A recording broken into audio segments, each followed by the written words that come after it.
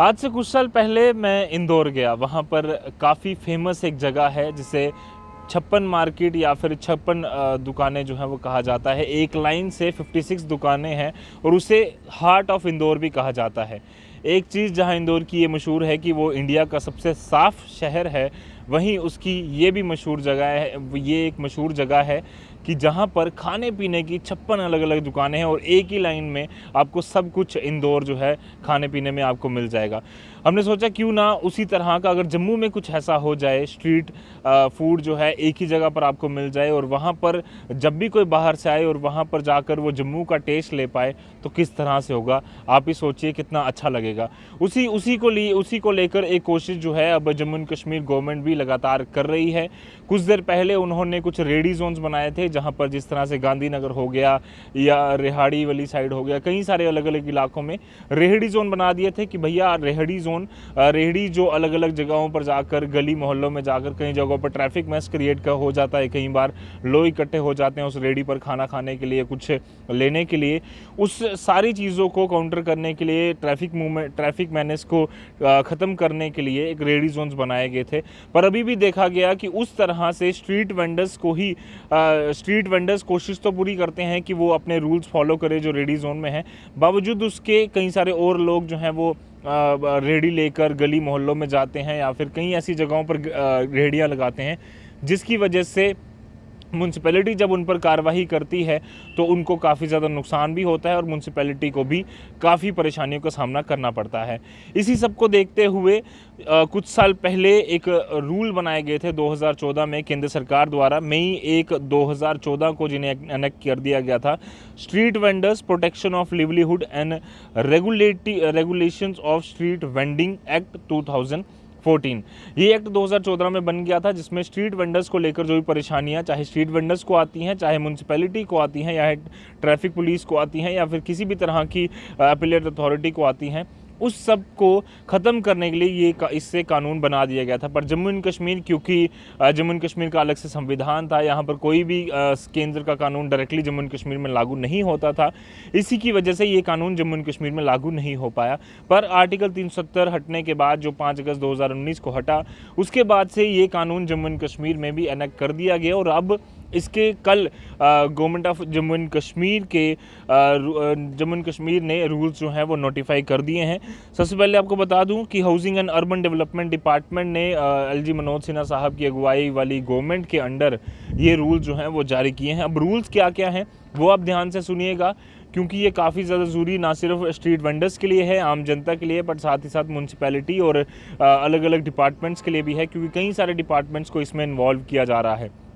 सबसे पहले, एक व्यक्ति जो 18 साल की उम्र अटेन कर चुका है, जो 18 साल का हो चुका है, वो अगर चाहे एक सर्टिफिकेट लेना स्ट्रीट वेंडिंग का तो उसे वो सर्टिफिकेट दिया जाएगा, यानी कि मिनिमम एज जो है वो 18 रखी गई है। उसके बाद जो ये रूल्स बनाए गए हैं उसमें ये कहा गया है कि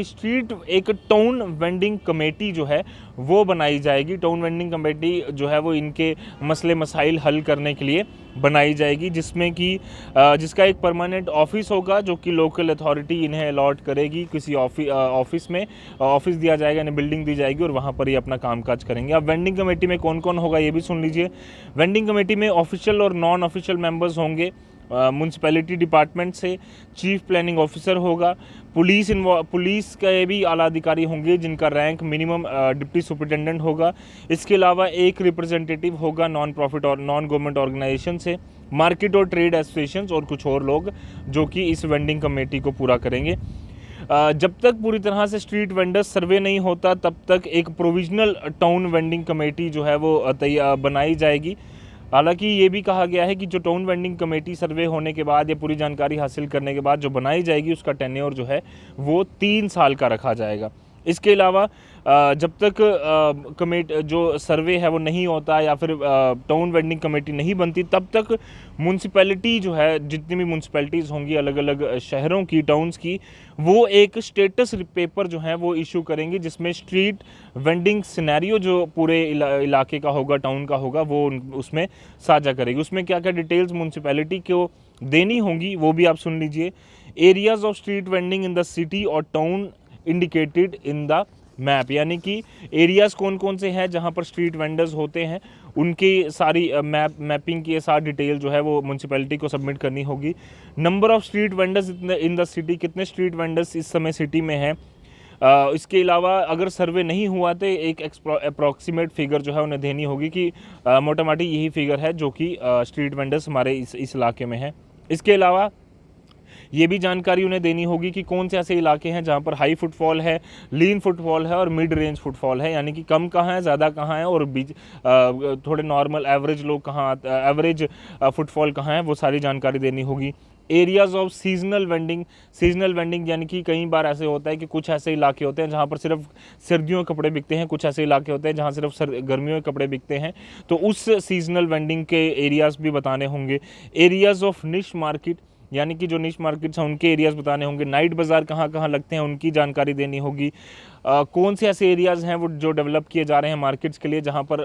पॉसिबल है कि आने वाले समय में हाई फुटफॉल होगा, लीन फुटफॉल होगा या मिड रेंज फुटफॉल होगा। इसके अलावा जो कोई ऐसे एरियाज़ हैं जहाँ पर ट्रैफिक मैस बन जाता है, ट्रैफिक के लिए काफ़ी परेशानी हो जाती है लोगों के आने जाने के लिए, उन एरियाज़ को आइडेंटिफाई करके उन्हें बताना होगा। एक ब्रॉड कैटेगरी बनानी होगी कि आर्टिकल्स कहाँ कहाँ पर कौन कौन से सोल्ड होते हैं, किस तरह की स्ट्रीट वेंडर जो है वो बेचते हैं सामान, वो जानकारी देनी होगी। इसके अलावा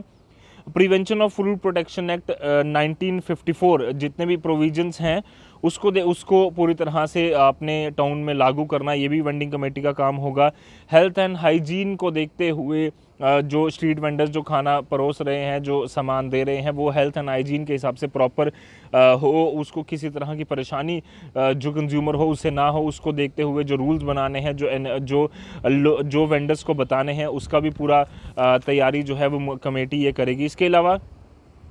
जितनी भी टाउन वेंडिंग कमेटीज़ होंगी वो कुछ रजिस्टर मेंटेन करेंगी जिसकी सॉफ्ट कॉपी जो है वो साथ ही साथ उनकी वेबसाइट में भी उपलब्ध होगी, जिसमें रजिस्ट्रेशन नंबर, जो भी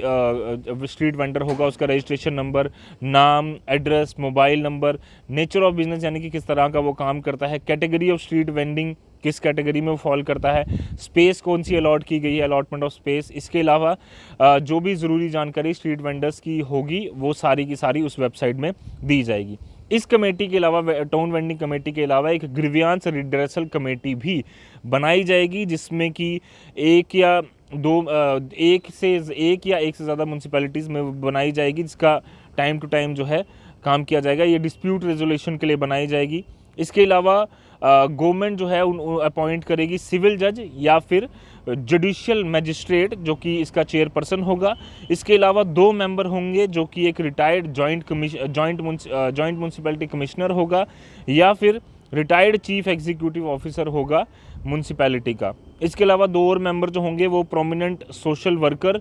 होगा जो दूसरा मेंबर होगा, और ये जानकारी दी गई है कि इसको जो भी सोशल वर्कर होगा उससे लंबा एक्सपीरियंस होना चाहिए कि इस तरह के मसले मसाइल में वो अपनी इन्वॉल्वमेंट करता रहता है, और इसका भी टेन्योर जो होगा वो 3 साल होगा जो भी कमेटी होगी, या फिर जब वो 65 साल की एज अटेन कर लेंगे, यानी कि अगर वो 63 साल की उम्र में एक कमेटी के मेंबर बनते हैं तो 2 साल में ही उनकी जो रिटायरमेंट है वो हो जाएगी और उस कमेटी में मेंबर नहीं रहेंगे। अगर वो 60 साल के हैं तो 3 साल पूरा करने के बाद जो है वो कमेटी दूसरे मेंबर्स को लाएगी। इसी तरह से एक म्यूनसिपैलिटी भी जो है एक कमेटी जो है वो तैयार करेगी, एक एपिलेट अथॉरिटी जिसका चेयरपर्सन मेयर होगा, और उनके साथ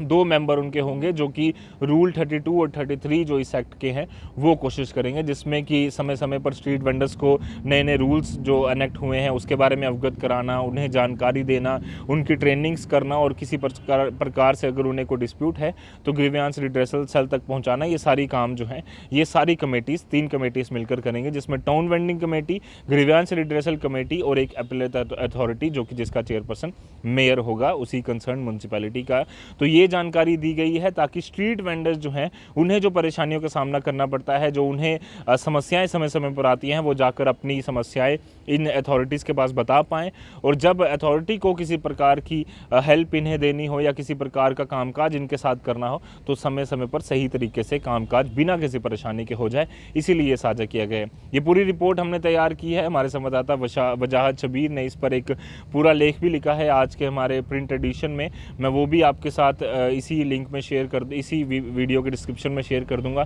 ताकि अगर कोई व्यक्ति डिटेल में इस वीडियो की जो जानकारी है वो पढ़ना चाहता है तो वो सारी डिटेल वहाँ पर आप पढ़ सकते हैं। फिलहाल के लिए मुझे मेरे कैमरामैन कमल सिंह को दीजिए इजाज़त। ऐसी और खबरों के लिए, एक्सक्लूसिव रिपोर्ट्स के लिए आप बने रहिए यूं ही द न्यूज़ नाउ के साथ। धन्यवाद।